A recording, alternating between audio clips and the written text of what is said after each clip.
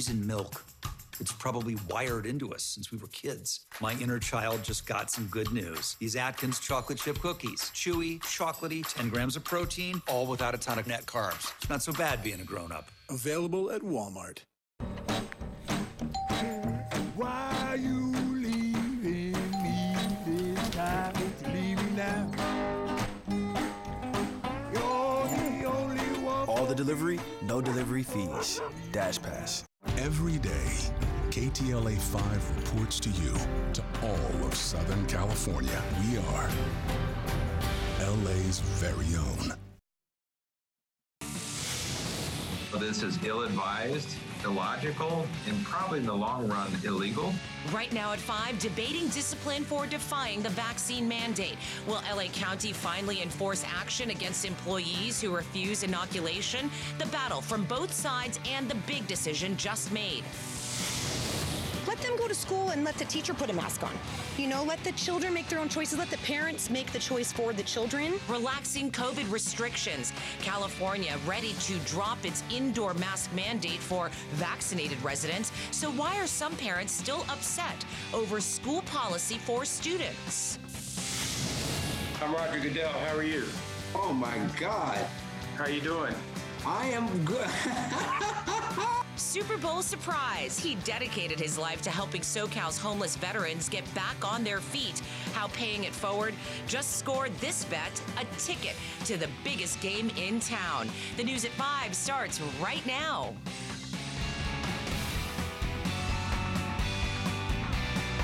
Do you feel that Tuesday energy? Yeah, you do? Okay, good. This is the KTLA 5 News at 5. I'm Cher Calvin. And I'm Pedro Vera. Thank you for joining us. The big story tonight, push comes to shove over mask mandates and other mandates in LA County. County supervisors move to discipline deputies and other employees who refuse to get vaccinated. Well, even as the county wrestles with the pushback over its mask mandates, we do have live team coverage. The fight over the masks and vaccines and the impact on public safety. We begin with today's key vote and KTLA 5's Lauren Lister. Lauren.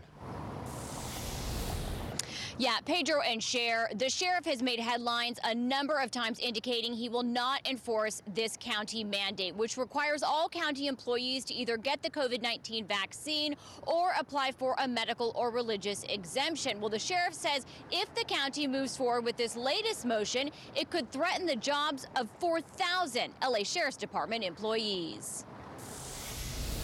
We are not going to permit county lives to be jeopardized. LA County leaders moving forward with a plan to police the Sheriff's Department on their own when it comes to enforcing the COVID-19 vaccine mandate for all county employees. But there's still about 10,000 that aren't compliant.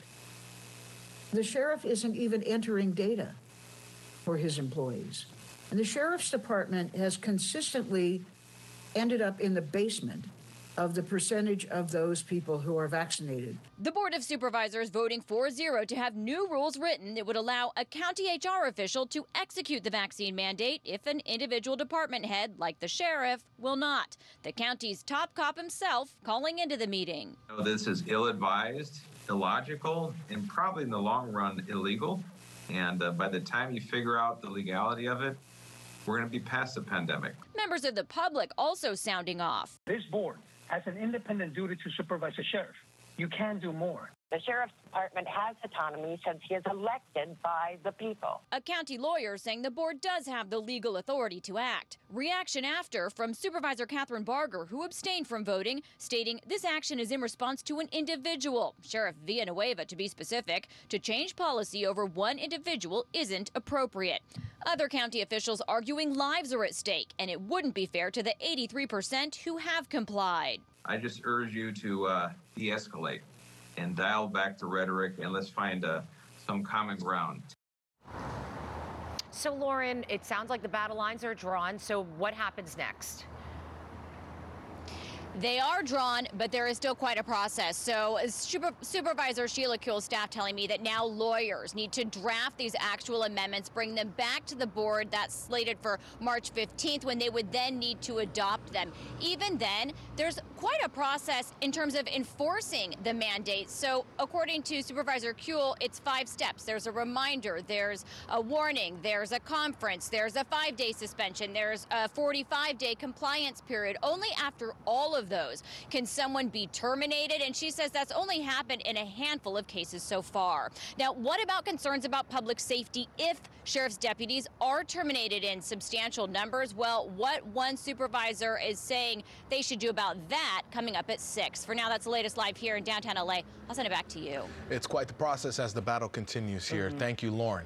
State lawmakers have approved the bill reinstating up to 2 weeks of paid COVID sick leave that expired before the Omicron surge. This covers employees at businesses with 26 or more workers. The bill is retroactive to January 1st and expires September 30th.